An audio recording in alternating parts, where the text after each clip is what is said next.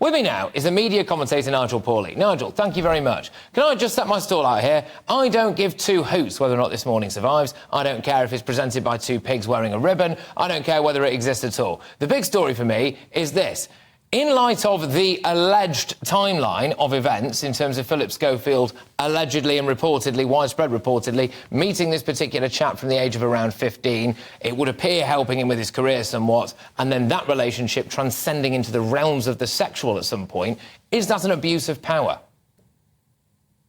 That is what ITV alleged to have investigated and found there wasn't a problem. However, the question is now how clearly and how much in depth did they look into this relationship. I mean, it's quite interesting that Philip, or Pip, if you remember, was the star of Great Expectations, and Philip's career was gone in 16 days. This looks like it's going to go on a lot longer for ITV and its shareholders. He says there's no toxicity in the programme.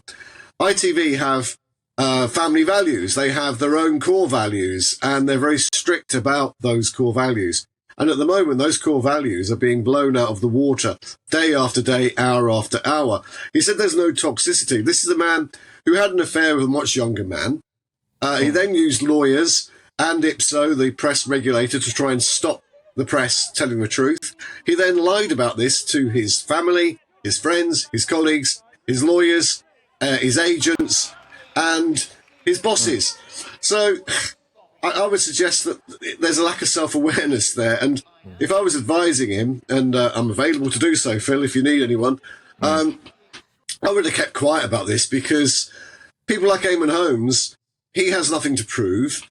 He doesn't need to go back to This Morning, and they're telling the truth. But, I would suggest that ITV have got a huge problem here now, because advertisers are starting getting very, very squeaky bummed, if you like, to use a football parlance, because they have core values. The people who advertise, they pay to advertise on a family show that is allegedly all friendly. Everyone's cuddly and fluffy and nice.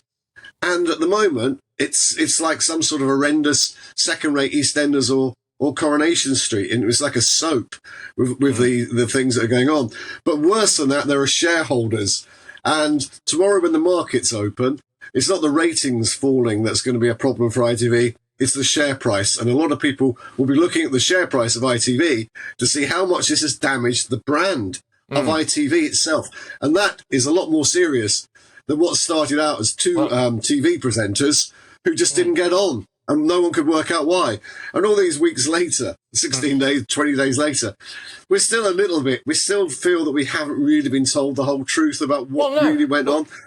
But Nigel, for me, it's quite straightforward. If you or I had got a young teenager in on work experience somewhere, say, hypothetically, and then appeared to devote an extraordinary amount of time to them, including mentoring, and this is exactly the question.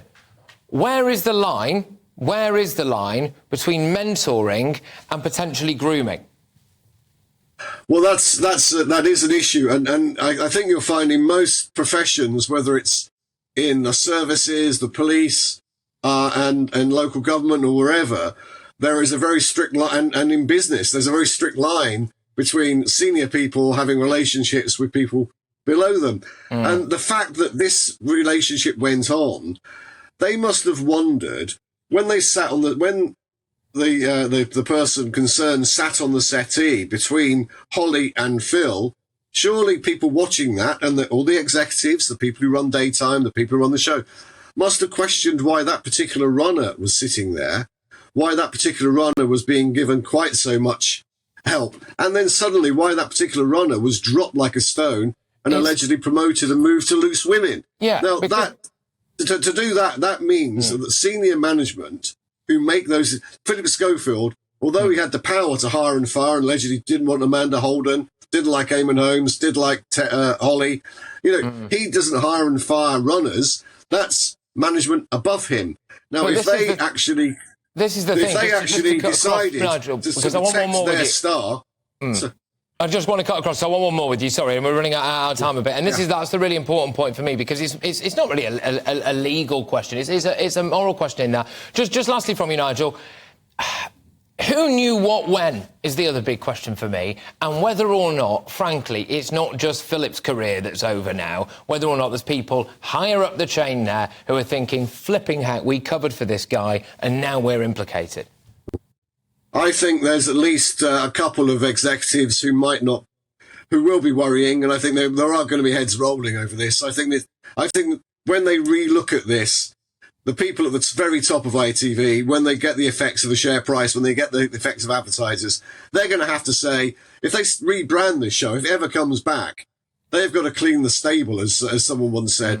And they have really got to rebrand and detoxify this programme. And to do that, I think it needs not just a change of presenter, it needs a change of management, it needs a change of the people overseeing the daytime and the programmes in general during that period. So I think there's a couple of executives at least who will be nervously awaiting what people above them decide at ITV.